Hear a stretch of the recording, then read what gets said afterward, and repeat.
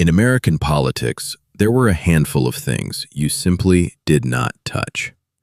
You didn't question Social Security, you didn't insult the military, and you did not, under any circumstances, break with Israel. It was bipartisan. It was reflexive. Presidents from both parties treated it like gravity. Then, in June of 2026, one of the most influential voices on the American right went on a podcast and said this. I would not support the Republican Party. There's no chance I would support the Republican Party. I'm not going to support the Democratic Party. I don't know what I'm going to do.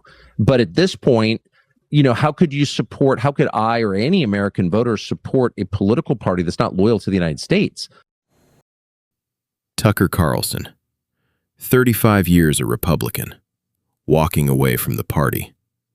And the reason he gave was Israel. Here's what makes this the third rail.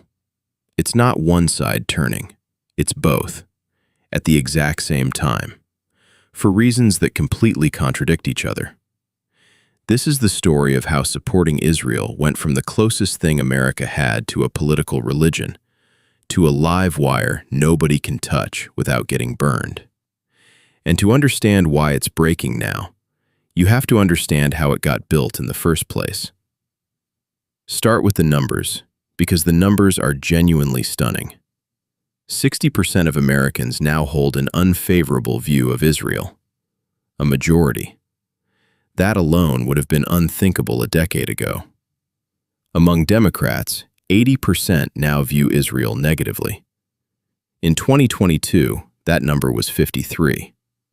That's not a drift. That's a collapse. And the easy story is that this is a left-wing thing. Young progressives, college campuses, the usual suspects. But that story is wrong, and the place it falls apart is on the right. Republican support is still high, but it fell 15 points in a single year, to its lowest level in more than 20 years. And underneath that number is a generational split, where younger Republicans look less and less like their parents. For the first time in a quarter century, when Gallup asked Americans which side they sympathize with more, Israel did not come out on top. Something that was fixed for 2 generations came unfixed. So the question this whole episode is really asking is, what was actually holding it in place? Because it turns out the thing that built this alliance is exactly the thing that's now falling apart. Rewind to the beginning, because the beginning is not what most people think. 1948. Israel declares independence. The United States is the very first country to recognize it. President Harry Truman signs off within minutes. And if you stop the story there, you'd think the alliance was love at first sight. It wasn't. Truman's own State Department argued against it. They worried about the oil, about the Arab world, about getting dragged into a permanent conflict. For the first 2 decades, the U.S. kept Israel at arm's length. Military aid was minimal. When Israel invaded Egyptian territory in 1956, President Eisenhower threatened to cut off aid and force it to withdraw. And it worked. So what changed? One war. In 1967, Israel went to war with a coalition of Arab states backed by the Soviet Union. In 6 days, it won decisively. It seized the Sinai, the West Bank, Gaza, the Golan Heights, and East Jerusalem. And Washington's calculation flipped overnight. This was the Cold War. The Middle East was a chessboard between America and the Soviets. And Israel had just proven it could crush Soviet-backed armies, fast, without a single American soldier. That's the pivot. Israel stopped being a moral obligation and started being a strategic asset. A reliable, battle-tested ally in the most valuable, most volatile region on Earth. Low cost, high return. The 1967 war did one more thing. When Israel took East Jerusalem, it lit up a whole movement of American evangelical Christians who saw it through the lens of biblical prophecy. That turned support for Israel into something deeper than foreign policy. It became, for millions of Americans, a matter of faith. Then came the 1973 war, Israel struggling early, and a massive American airlift to save it. After that, the aid became routine. And it never really stopped. Roughly $3 to $4 billion a year, close to $318 billion since World War II. And at the United Nations, the U.S. has used its Security Council veto 42 times to protect Israel from condemnation. Added up, a strategic bargain from the Cold War, a moral debt after the Holocaust, a religious commitment from evangelical America, and a domestic political machine that made crossing Israel career-ending in both parties. That's 4 separate pillars. For 50 years they held up the same roof, which is why nobody touched it. Now watch what happens when the ground under all 4 starts to move at once. Let's do this fairly. Here is the case for standing with Israel, made as strongly as its actual supporters make it. 1. It's the only stable democracy in the region. Whatever you think of any given Israeli government, it holds elections. It has an independent press. It has courts that overrule its own leaders. Its neighbors, for the most part, do not. 2. October 7th, 2023. The deadliest single day for Jews since the Holocaust. Supporters will tell you that any country that suffered an attack like that would respond with overwhelming force, and that judging Israel by a standard no other nation is held to is its own kind of bias. 3. Iran. For decades, Iran funded and armed the groups on Israel's borders and openly called for its destruction. To Israel's supporters, this was never about one war. It was about a country living under a permanent threat from a regime building the means to end it. And in 2026, that argument stopped being theoretical. The U.S. and Israel went to war with Iran directly. Whatever the American public thinks, at the level of presidents and generals, the alliance didn't weaken. It went to war together. 4. The strategic logic still holds for a lot of people. A dependable ally with the best military and intelligence in the region that fights America's adversaries so American troops don't have to. Supporters argue that abandoning that ally doesn't make the Middle East calmer. It just hands the advantage to Iran, Russia, and China. And 5.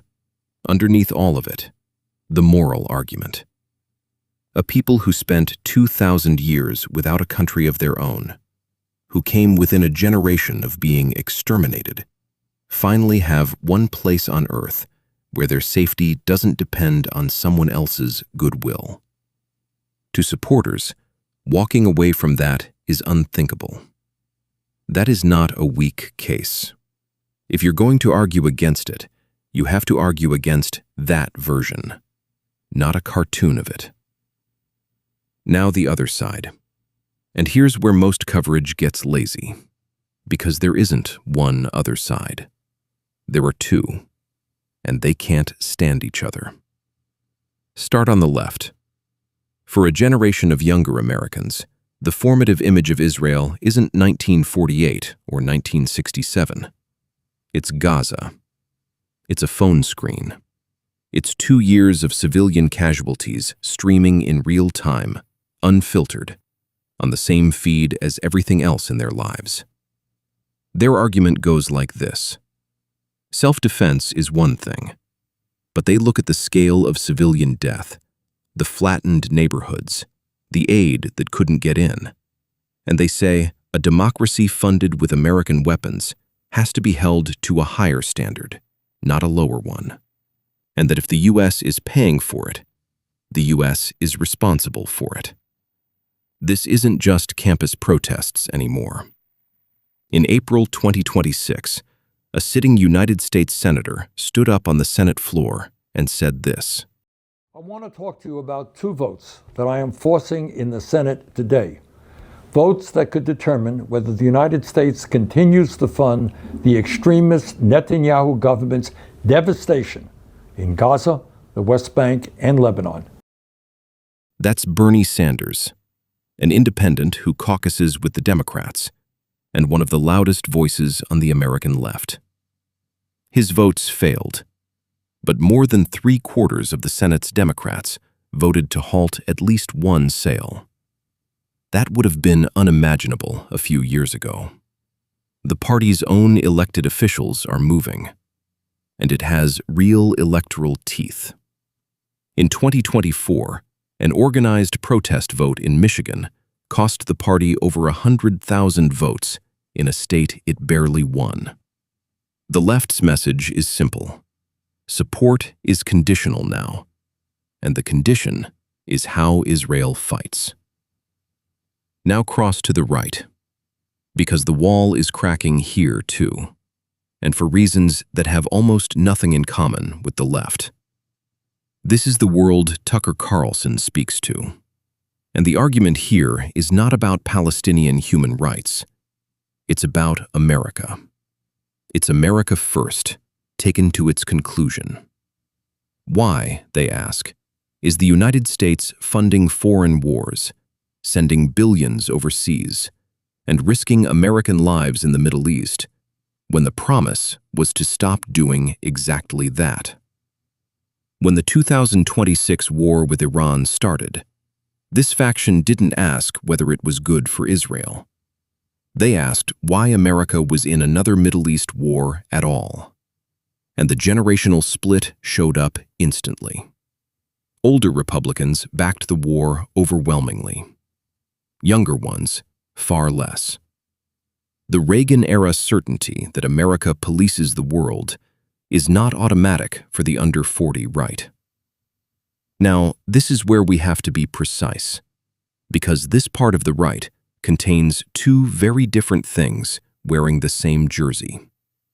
One is a principled non-interventionism, a genuine belief that America should stop fighting other people's wars. That's a serious position with a long history. The other is darker. Some of this rhetoric slides into an old and ugly conspiracy theory that a foreign country secretly controls the American government. When "we shouldn't fund this war" becomes "they control us," you've crossed out of foreign policy and into anti-Semitism. And figures like Carlson have been accused, credibly, of blurring that line. A fair analysis names both and refuses to pretend the whole restraint argument is one thing or the other. So look at what's actually happening. The left is leaving because of how Israel fights. The right is leaving because of why America pays. One is about human rights. The other is about national interest. They would agree on almost nothing, but they're pulling down the same pillars from opposite ends. And that is why this is so hard to stop. Step back far enough, and you can see the thing under the thing. Remember the 4 pillars: the Cold War strategic bargain, the moral debt, the evangelical faith, the political machine. Every one of them is a product of the 20th century, and the Americans souring on Israel are, overwhelmingly, the ones who didn't live through the century that built those pillars.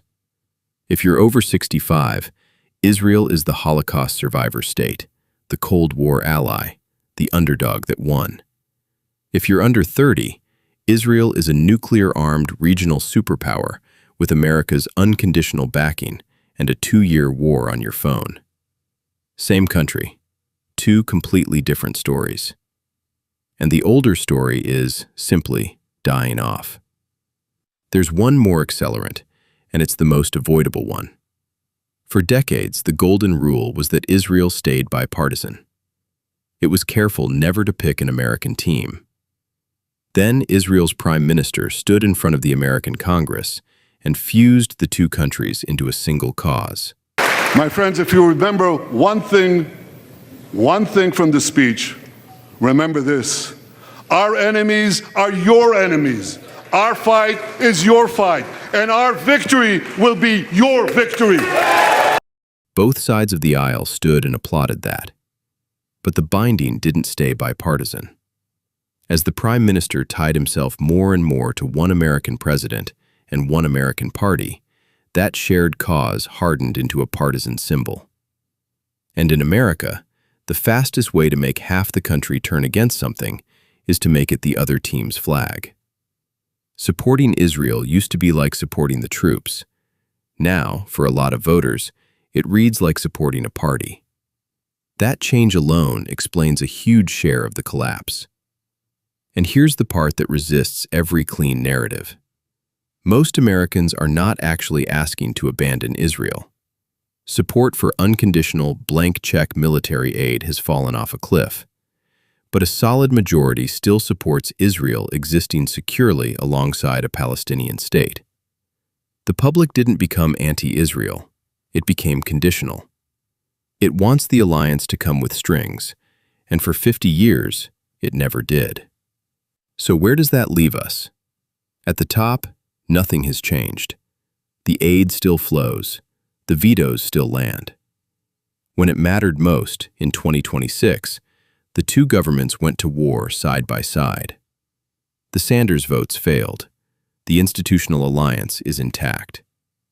But underneath it, the foundation the public used to provide is gone. The politicians are now ahead of a country that no longer feels what it used to feel, and they know it. That gap between a policy that hasn't moved and a public that has is the most unstable place in American foreign policy right now. Here's the honest ending, the one nobody running for office will give you. The old consensus is not coming back. The generation that built it is leaving, and the generation replacing it has both parties pulling away for opposite reasons.